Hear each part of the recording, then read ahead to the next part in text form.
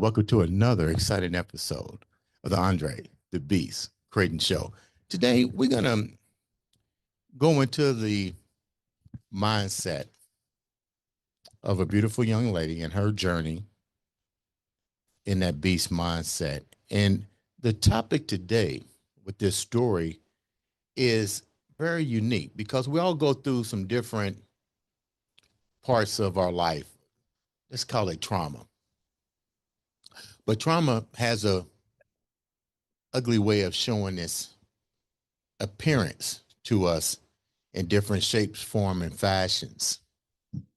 Today on the show, we have a young lady that's going to explain how she broke through deep pattern trauma or things that has happened into her life and how she managed to overcome it and basically how to enjoy a productive life that's almost stress-free. Me personally, I want to go on this journey because I want to know how it was done myself. So without further ado, all the way from New Orleans, great place to visit, the beautiful Shaylee Edwards. How you doing, Shaylee? Hi, Andre. I'm great. Thank you so much for having me on today. Before we get deep into this story, because I know it's going to be somewhat emotional too, tell the viewers a little bit about you before we get started. Sure. I thought you were going to ask if it was a real beanbag chair. We're going to talk about that too. I guess, briefly, I live in New Orleans. I've been here for 4 years.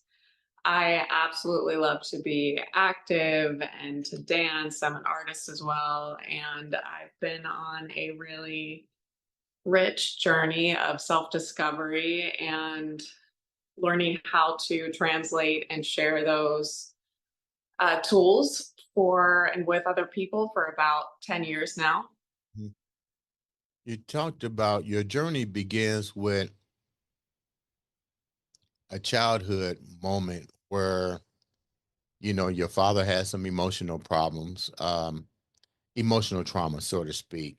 Um, let's go there. What was your family like growing up? What was that like?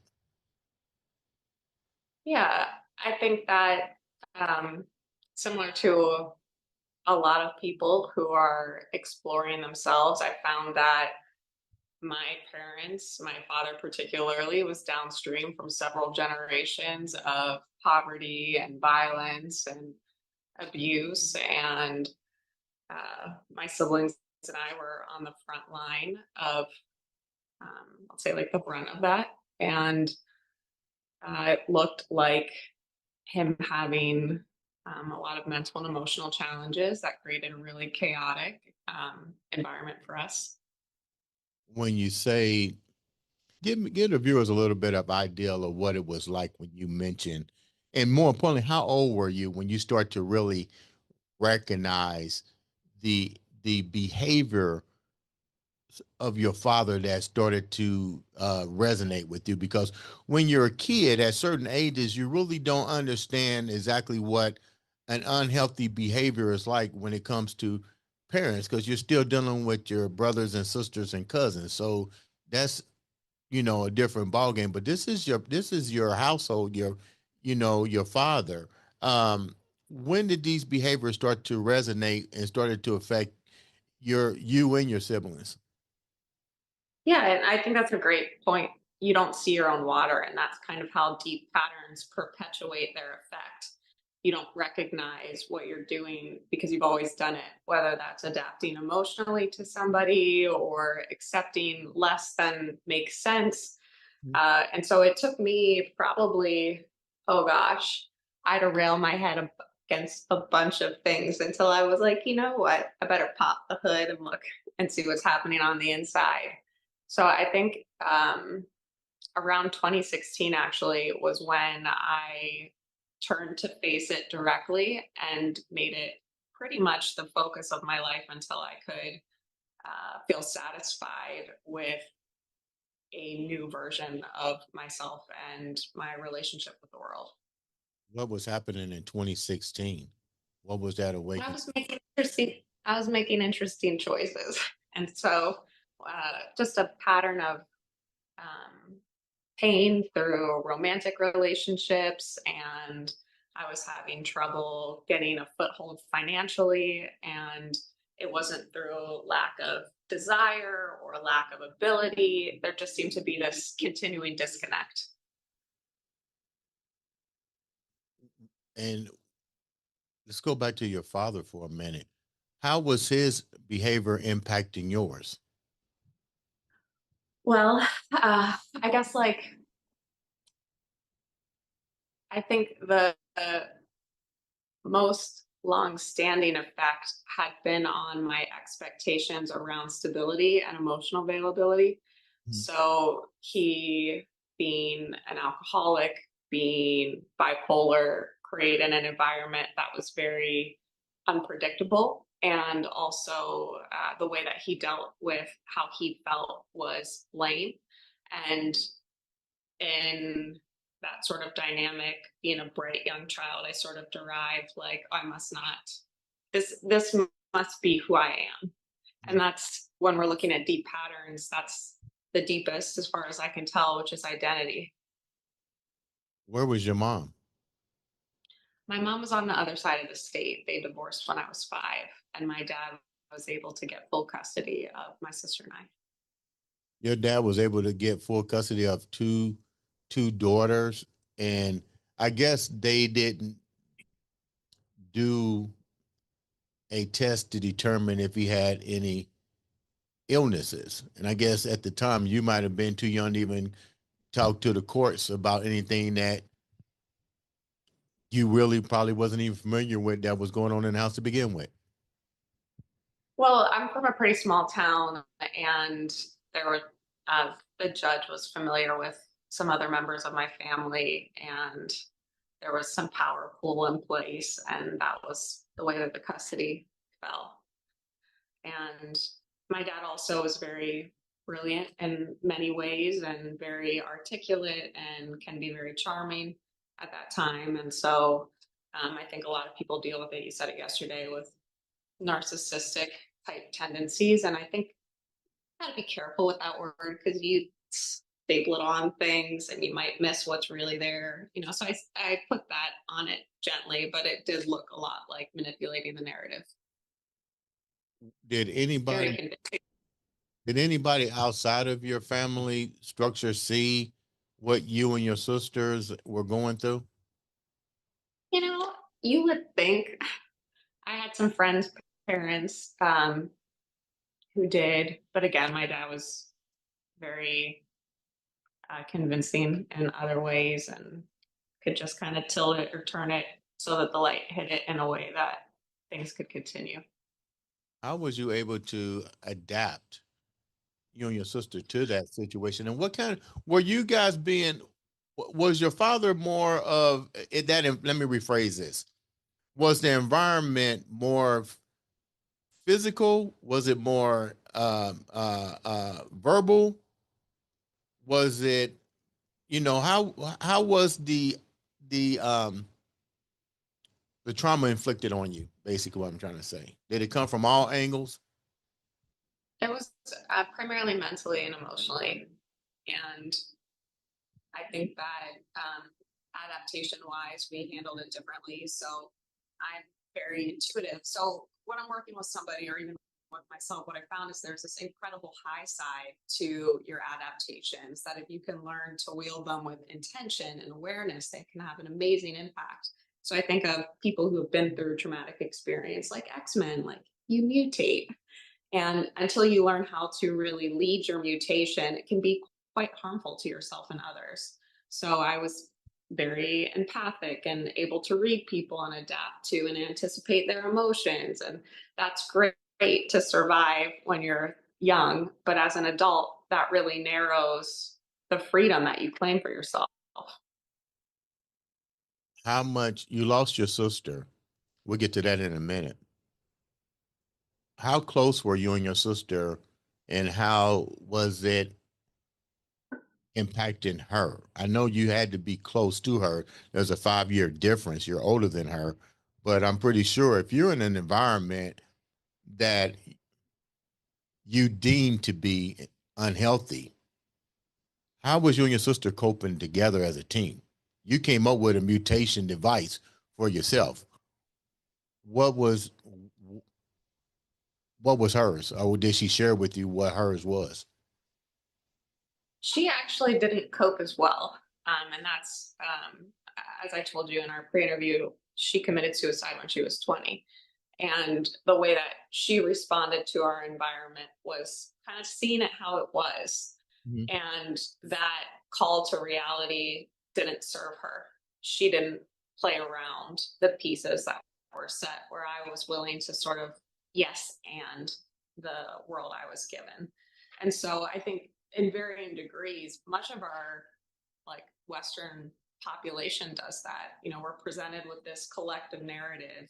History is this, you should be this way. Mass media says that. We sort of take this world without question and play within it, often to our discomfort. And she was like, "No, I'm good." And um, she ended up getting mixed into a crowd and using drugs and starting to escape her discomfort that way. And we were very close, incredibly close. I actually have a tattoo on my arm with a note from her suicide. This is on the heavier side, but she said, "Tell Shay I love her more than anything, and I know she tried." And so I have her handwriting more than anything on my arm. So it was quite a devastating loss. Let me explain to the viewers here exactly how deep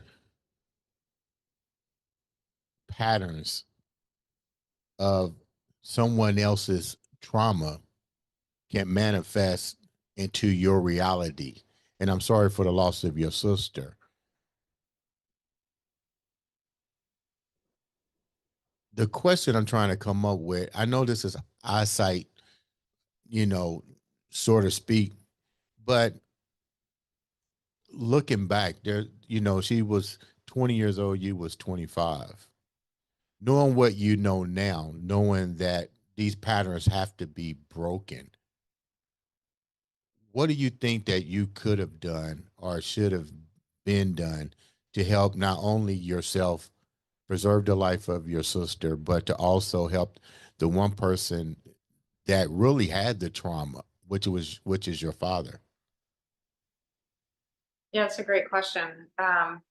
You know, at that time, I've always been very into personal development. My entire life, I've been interested in suffering. I read accounts of slavery and the Holocaust as a child, probably because it resonated in some ways. And somehow inside of me thought, there must be a way I can be or become that will make me good enough for something that felt better. And so I had a lot of tools, even at that time, that I was trying to offer her, exercise, rest, all these different things. But what I didn't understand was that where I had walled off and not taken the world personally, she had taken it quite personally and felt this very deep, heavy pain. And I think that that's what my father felt and feels, and other people up the line who are perpetuating action without awareness, not really seeing the effect that they're having on other people. And I essentially dedicated my life after her death to being able to develop a skill set to help her. And it took me going to a dark place myself to really understand what is required to find the light and to reveal it within yourself. And it's trusting how you feel. It's taking a moment. It's as simple as allowing yourself to relax into your feelings, detach it from the narrative, and allow the emotional energy room to express. And so it's being with yourself without judgment. Every time we have a feeling and we think, "Oh, I shouldn't be mad, I shouldn't be sad," and we try to corral ourselves in a different direction without first honoring the initial feeling, we're denying ourselves, we're denying the worth of our experience, the presence that, and the essentially the seed of the wound upstream is that it's not okay for you to be, period. And every time you try to correct yourself, you try to deny your feelings, it's just compounding that initial idea, "I'm not okay." I'm not okay as I am. And so, in offering yourself presence to your experience, you actually create the opportunity to transform. Now, with someone like my dad who has more, let's say, like mechanical issues, I think that there's other things that he could seek, but evidencing your experience seems to be a good place to start and creating enough ground to be able to move forward. But energy cannot be destroyed, whether it's good, bad, or indifferent. It cannot be destroyed. Um, and that's sad because individuals may not know what type of energy that they may have. One may overpower the other. Was your father still living upon the passing of your sister, or Yeah, he's still living.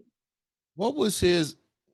And I know this is probably touching, but I just got to ask these questions because I'm pretty sure the viewers would ask. I could just imagine the loss of my children. I may can't understand what I've done to impact them if I don't recognize that I have emotional baggage that I'm bringing into my family, and evidently he didn't, or it wouldn't have gotten to where it's gotten to. But you yourself, who've become a little bit more mutated, like you said, and you go to such a tragic a funeral of your sister and his child. What was that feeling like? I mean, how did your emotions begin to change towards how you looked at your father, knowing that his energy, transferable energy, could have caused her to go here? Because you even went to a dark place. Did all this put you in a dark place? And if so, what was that dark place for you? And the second part of that question is, what was your father's reaction to the loss of his daughter? Well, I think starting with him, I can't really, I don't feel comfortable speaking for him. I think that I've come to a place, like you said, I had an initial reaction, and over the course of the last 12 years, moved through. I actually write a tribute every year on International Page Day, which is the day that she left, that I kind of share reflections on my experience of grief. And over the years, it's evolved, and how I interpret the story and the story I tell has evolved. And that's the underlying power of changing patterns, is you can change the story. Our patterns come from our interpretation of the world. Our interpretation is learned. And so when you want to make change, kind of the same I was saying with evidencing your experiencing, just bringing your experience, just bringing presence to your emotion without a mental story, then there's room to start to tell a new story. So the story that I've told about him to me over time is, I really have incredible compassion for the amount of pain that he must experience. And I think that, when you're dealing with other people, compassion only works if it goes both ways. You must have compassion for yourself, compassion for the other, meaning this is what's comfortable for me, and establishing boundaries that still keep, your comfort, your peace intact. So for him, I really honor the experience that he's had. It hasn't been easy. And I think that let's see, like at the dark place myself, I think that honestly, my call has always been toward alleviating suffering. And I think that in asking deeply to be able to do that, I was led to a place where you see things apart from your power, apart from the role that you can play in making them different. And I really honor people who have gone there and go there. It's not easy. And unless you've gone there, you don't really know. I can sit across from people, and when I'm working with a client, I'm not referencing my personal experience, although I've clocked a lot of hours healing myself. I operate more as a channel, but there is a respect that I have for the human experience that suffering has afforded me, where it's like, I don't, I know that it can hurt. And in that, I don't have anything but love for, I can, I guess, create space to honor that in another person, which sometimes allows them to do that for themselves. And again, to me, that's sort of the initial seed, the correcting the initial flaw that you're not worthy. It's not okay for you to feel good. You mentioned during the pre-interview that there was a brief separation from your father for a couple years, and then you was um, introduced to siblings, other siblings, if I'm not mistaken. Um, take me down the road. What that was like for you?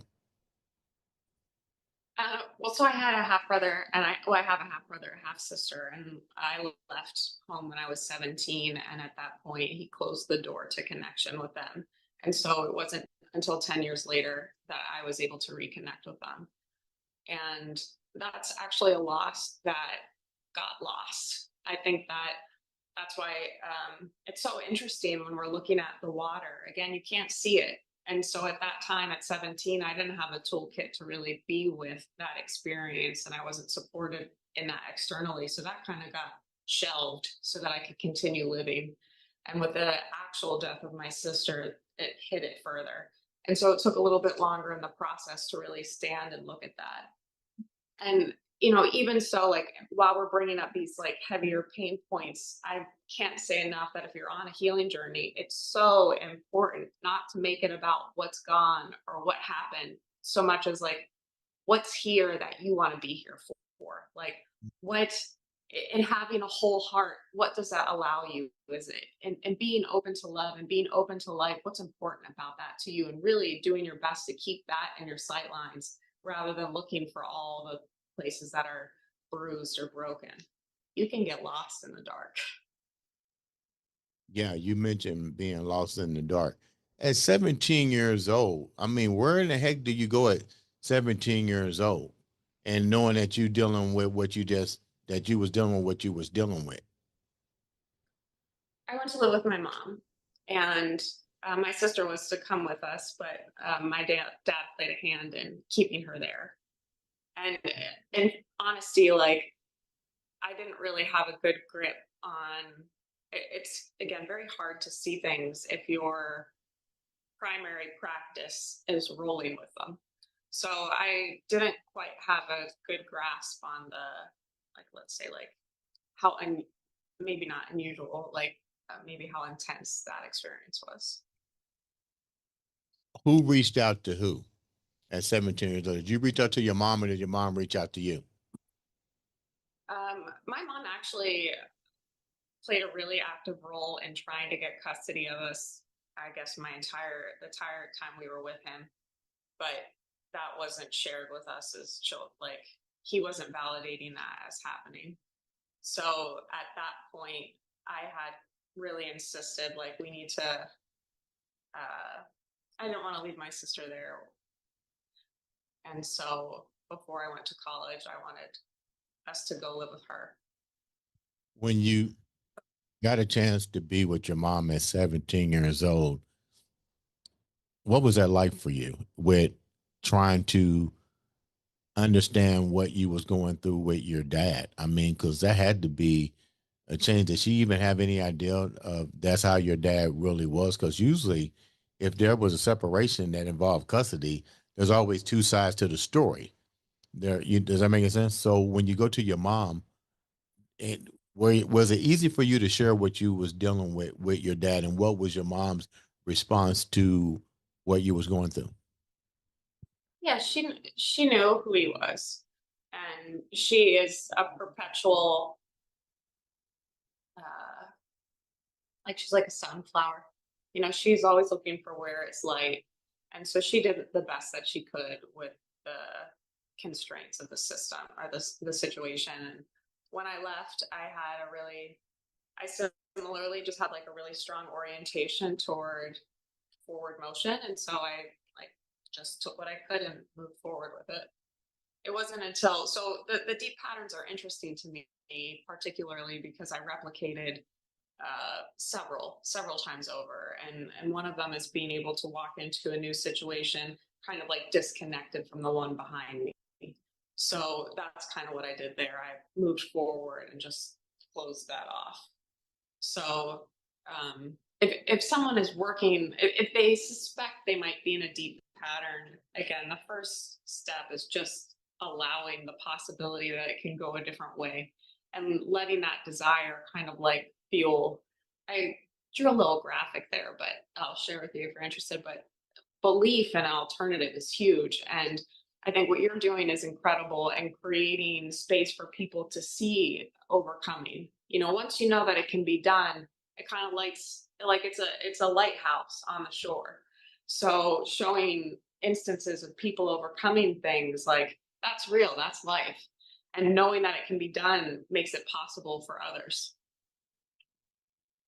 Out of these deep patterns, you mentioned something earlier, and I shared this countless times on this platform. Patterns will eventually dissipate if you put in the work. But a lot of people who see these things, first of all, there has to be awareness. And at a young age, there wasn't awareness. Awareness had to show its ugly face through a lot of the trials and mistakes or the patterns that you was duplicating to realize that they was unhealthy patterns. But my question to you is, knowing what you've went through, knowing your loss, and not only the loss of your sister, but you also lost some dear close friends along this journey. I think through these journeys, there's always going to be what I call casualties of war, but let's just call it a energy war. Um, but with that said, how did you know which ones had to be addressed first? There's a lot of baggages in your house that's affecting every aspect of your life and certain people that surround you that unfortunately could not bear that situation. How did you know which ones that you needed to tackle first, and what was that like?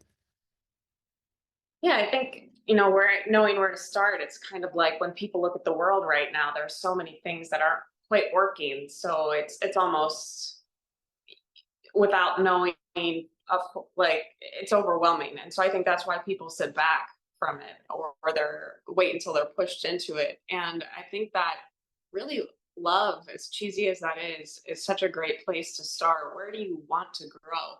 Where are you inspired to grow? Mhm. Is it developing greater financial ground for yourself? Do you want to have closer relationships? Do you want to perform successfully? Like, what is it that you really want? And I find or found God along this path. And to me, that means a relationship to the non physical and infinite intelligence, the universe, spirit. And that also allowed me to develop a conversation and dialogue where what's being presented to me is this it's the next step. I'm constantly looking at the world around me and inviting it to speak to me and to show me where am I growing and how can I best support that and really opening to divine support. And that's been and so my advice to people would be to ask, show me, and to be willing to engage with life as if it is correct. Acceptance, which is the same thing as mental silence, it is uh, when you're not pushing against things. It's almost like trying to get the same door, same door, same door. It's locked. If you stop pushing, you step back, you see there's another door. And if you've been through trauma, it's so hard to relax your head. You got to get in the door. You got to get in the door. You got to get in the door. Mhm. And learning how to control your nervous system, learning how to breathe, learning how to relax and step back makes it possible again, just to kind of like slowly unwind this. And you know, I've been asking you like, oh, what are you working on? What are you working on? And you're like, it's not about me. Just have fun, you know, just having fun. And I think that's really like what I found and on my YouTube channel and the content that I do is really like, yo, people, like you suffered enough. Like it's been hard enough. Like this next part, this healing part, what if this was light? What if this was easier? What if this was fun? Because shit's already been hard. Yeah. What have you what have you learned so far through this painful journey? And I think, to be honest, as as hard as this may sound to some individuals, I think you have to understand the big picture. To grow from pain is a sign of evolvement. To linger in pain is a sign of defeat, both emotionally, spiritually, and humanly. That's how I look at it. What's your take on this? You went through this journey. What are you most proud of with what you've accomplished and what you're doing for other individuals with your story and your artwork, which we're going to talk about in a minute? Well, I think it actually ties to one of the pre-interview questions around what am I proud of, softness and playfulness. And I think that when you have gone through something hard, it's like Iron Man. Like you build the suit to get out of the cave, to break free, to go out, and then you've got this cool suit like these X-Men adaptations that does all this cool stuff, but also separates you from regular life. And it's a process to take off the warrior gear and Mm. let life be a little different. Because as long as you're dressed as a warrior, you're gonna fight, and then that will be your life. And so I think becoming open again and willing to be fresh, to not be on guard, to allow myself to approach the moment with love and playfulness, like that has been an incredible accomplishment. To be here without all of that has been a really beautiful gift. You seem to always have your Iron Man suit on. Even during the Me? pre, yeah, even during the pre-interview. I'm like, okay, this ain't about me. This is about you. What is it like for you to take off that suit and be you? And more importantly, I can tell a lot of you is in your artwork. How did your artwork come into um you taking off the Iron Man suit? Yeah, well, I think it's kind of like putting you in a position where your head really can't participate. So I think for me, I'm so grateful to the work that I do with people. It's such a blessing. And even the way that I receive through the giving, like it's been such a blessing. So like I do love the suit. And like I do get feedback like, oh, you could, take it off a little, and I really do. But in art, it's a way to it's like dancing. You can't think and dance. You dance or you're not. With art, it's the same thing, and so it creates just a place for me to express without real like any ideas of how it should be. Where do you get the inspiration when you're painting and doing so much different artwork? Because you got tons of artwork on your social media page, and I noticed each one of them, you know, has a message woven within each stroke of the brush. Like, what are you thinking about when you're doing so much artwork? And is there really a lot of emotions tied into each one of those pieces when you're constructing a piece of art? Well, in fairness, a lot of the art on my Instagram I sell for other artists. So some of that really great art isn't mine. But if you're interested, I can get it for you. And I'm really grateful to work with artists and kind of like expand their reach. The work that I do myself, I use more oil pastels, collage, and I call them inspiring words on canvas. And what it is for me is like throughout my house, I have just little signs, positive affirmations to remember this or to remind me of that. I'm trying to think of one I have right now. Like I have one over there that says "Let her fucking rip," like to kind of like program myself to let loose and trust my body, and another one that says line up with it. And so I make these pieces and I bless them and curate the energy around them and sell them in a couple locations so people who are working on something can keep that in mind, that they're supported, they can believe in themselves. And again, I do energetic curation around them to support them in that as well. Explain exactly what energetic blah blah blah means, because I forgot. I don't know how to pronounce the word.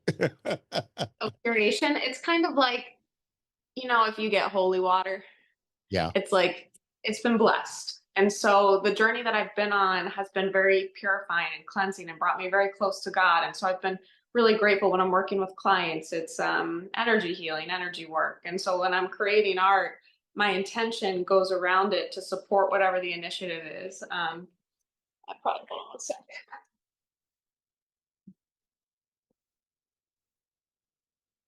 Like this one is just a simple, these are just simple little canvases that says you have the world at your doorstep.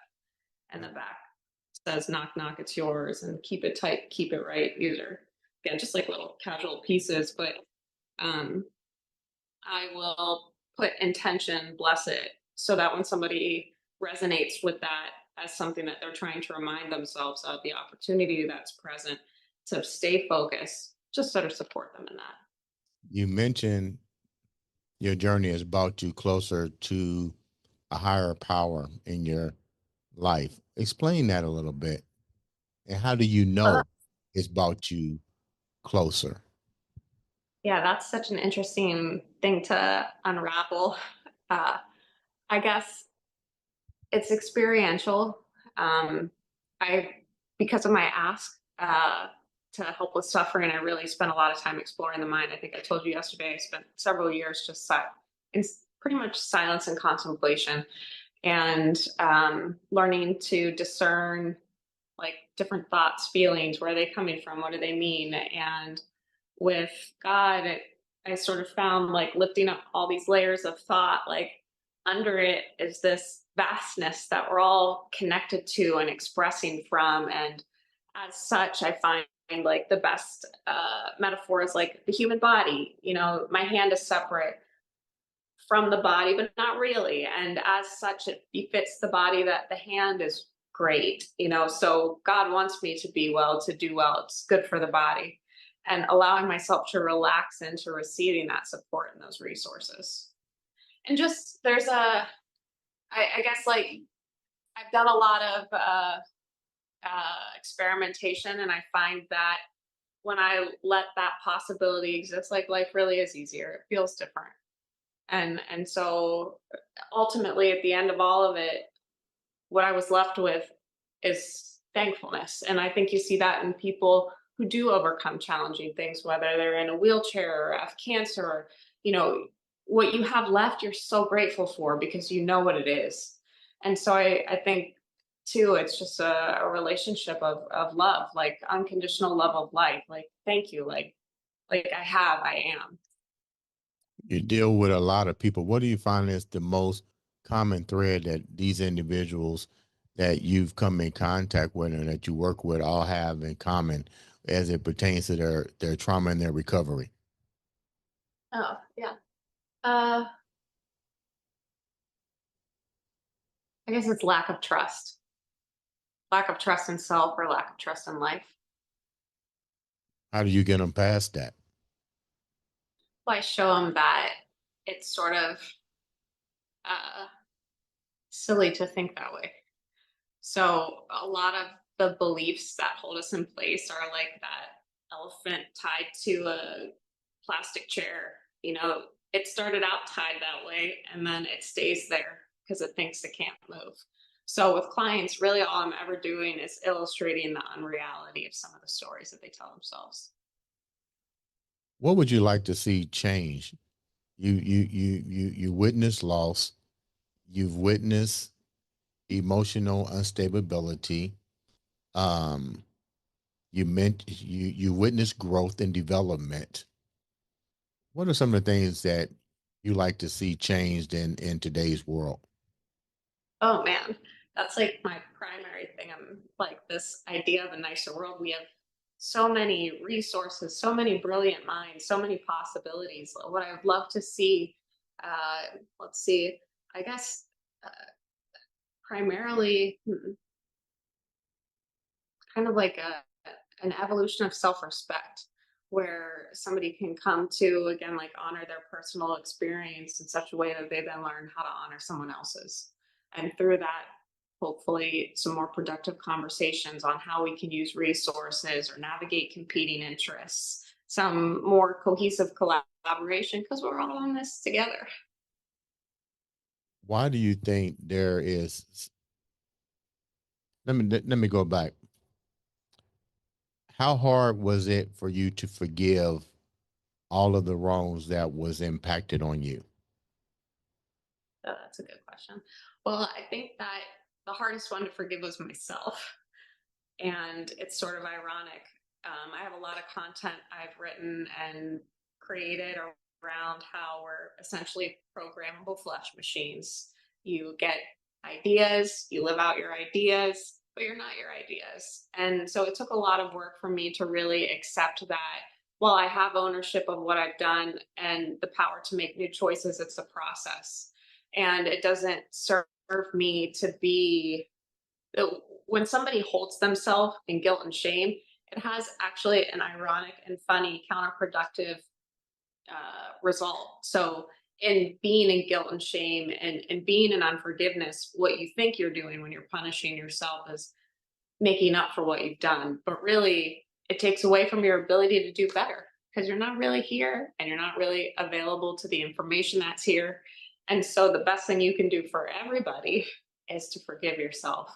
And that frees you up again to like be present to what's there to make a better choice. Yeah, but most people find that easier said than done. So, what's your take on that? My take is, yeah, it takes some practice. I think that the body really does, like, your breathing is incredibly important. You know, the more that you're circling in your head, just recognize there's likely something you're trying not to feel. And while you can chase those chickens all day, you'll never catch them.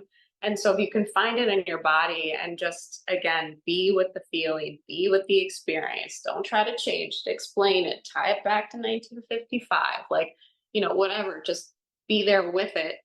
And then it somewhat resolves itself. It's wild. How was you able to keep moving with your developmental skills as it relates to your father? Is he still with us? Yeah. So what's that relationship like now with your personal development as in the relationship with your father? Well, I'd say it continues to evolve. At different points, at different places, I prioritize different elements of it. I We have a relationship. He texts me every day. Um, I find that it's not good for me to be very close to him, and that he's still living out some stories.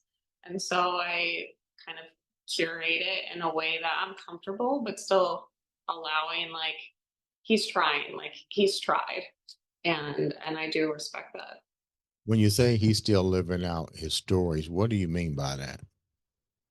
He still has kind of like, there are certain interpretations he has that ways that he interprets in response to life that to me, I don't feel good. Was it difficult for you to, let me, is a two-part question.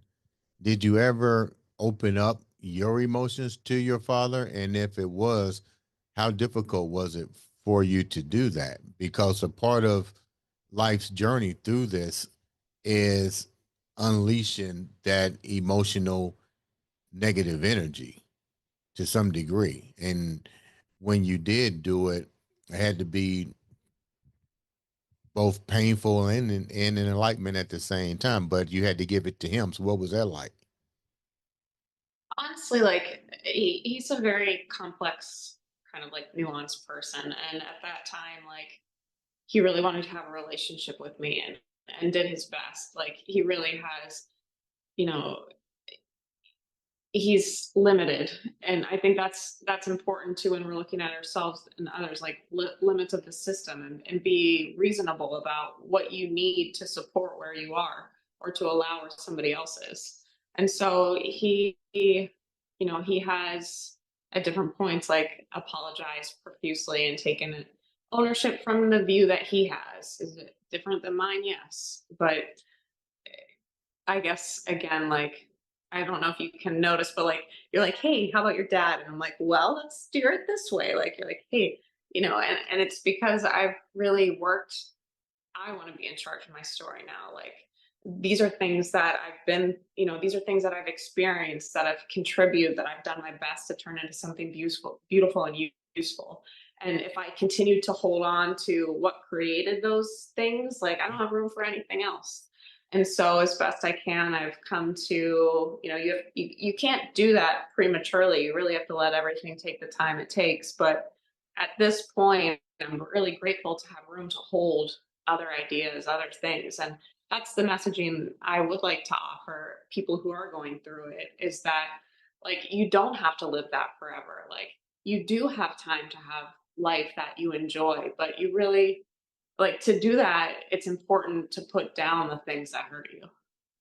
So really what you're saying is the way to stop the deep patterns of this behavior is to first start within yourself and start to rewrite your own narrative, because clearly you're not going to change his narratives and you're going to change anybody else's narrative. So I guess what you're saying is do you start with yourself. This is the so-called breaking the patterns. Am I somewhat correct on this?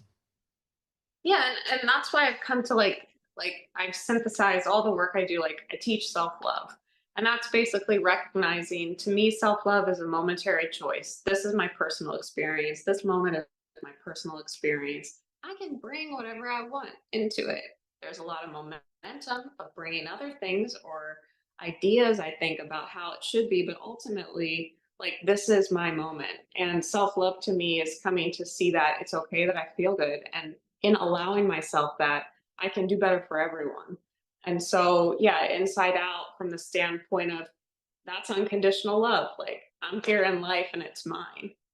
And I want to be respectful of other people's experiences. I want to be available to them, but it's only possible if the integrity of my personal system is honored. What's your end game? What's the big message here for the viewers? You've overcome so much. You're smiling like crazy. That means you're enjoying life. You found a deep gratification within inside yourself. You clearly have broken the deep patterns, and it starts within yourself. To be honest, let's get real. It's you know we came in alone. We leave alone. But what's the end game for you?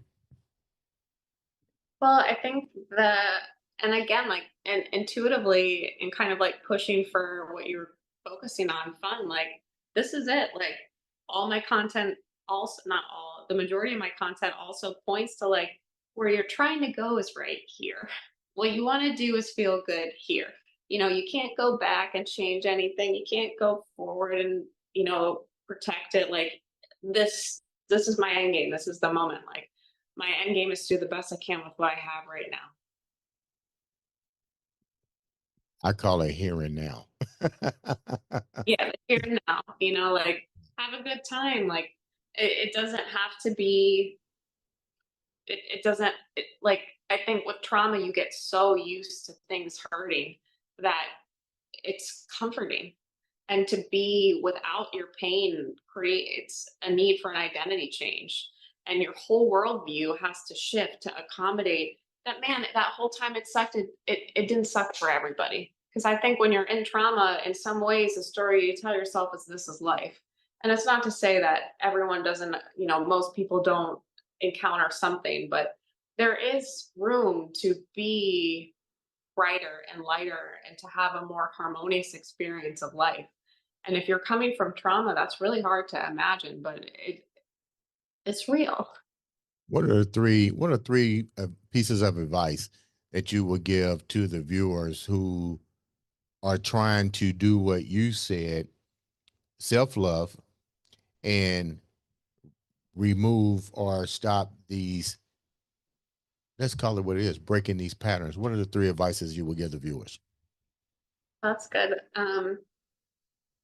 Well, again, like tying back, and I know we started off a little heavier, but I do find that like lightness makes room for things to change too. So like use your seventh sense, like your sense of humor, like try to break what you're in enough so that you can see it. Truth, humor also affords some level of truth. So as awful as it is, see if you can allow yourself to find something that lifts your spirits, opens you up a little, um, and beyond that, being as gentle with yourself as possible. Oh my God, no matter how many times it takes, how many times you spill it over, how many times you fuck it up, it doesn't like as gentle with yourself as possible. Come here, honey, it's okay.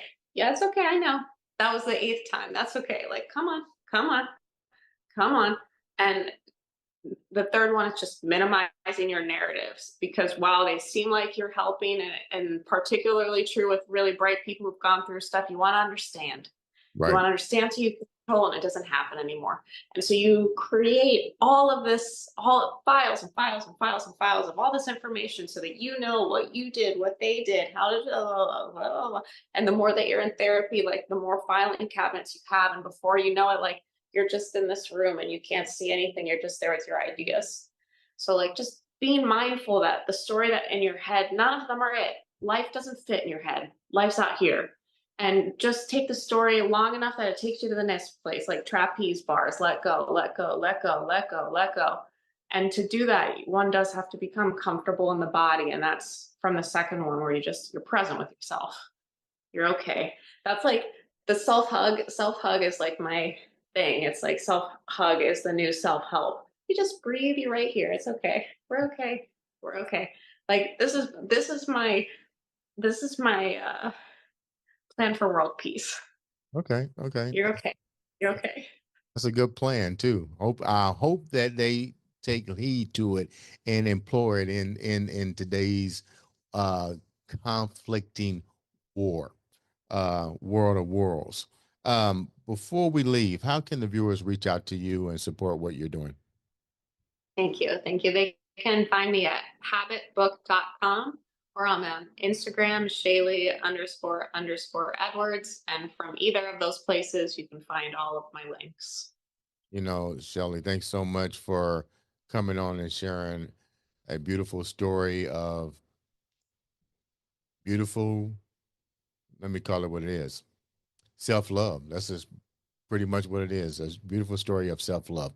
Ladies and gentlemen, this has been another exciting episode of the Andre the Beast Crayton show.